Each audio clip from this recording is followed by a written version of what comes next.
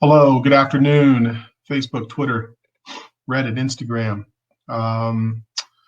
Haven't been online for Mortgage Minute in a while, so wanted to take a quick Mortgage Minute and talk a little bit about profit and loss loans. Profit and loss loans. As a self-employed person, we have the ability to write off a lot of things. And unfortunately, it affects our ability to buy a house because those write-offs have to be calculated appropriately. So I'll give you an example so you can kind of see at least what I'm talking about over on this screen here. And I'll make it a little bit bigger for you. But we look at what's called a Schedule C. Schedule C, that is what we look at for the tax returns of Schedule C. And when we calculate income on your Schedule C, if you're self-employed, we're looking for line 31 on the Schedule C. Line 31 on the Schedule C. And I'll make this a little bit bigger here for you, so just bear with me. But line 31 on the Schedule C.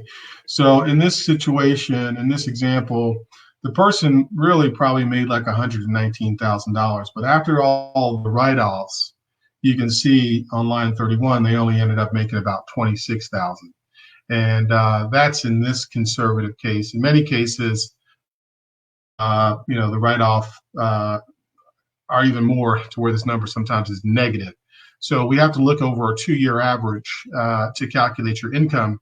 And by the time we do that, you're thinking you're making $119,000, but really you're probably making 26, or you even maybe had a loss to reduce the amount of taxes as a self-employed person. So so many people who are self-employed are out of the game when it comes to qualifying to buy a house. And so I wanted to take a minute today just to talk a little bit about another loan option that's available, and it's called a profit and loss loan, and it's a beautiful thing. I'll walk through essentially how they work so you have an idea of how they work. But essentially what you've got, and let me pull up, profit and loss loan is what it is. What you've got is, this is an alternative way that calculates your income, and it's ideal for self-employed people, right? Self-employed borrowers. What documents do we need? All we need is a profit and loss statement for the last 12 months, and that needs to be validated and verified by a CPA or a tax preparer who has a TIN number.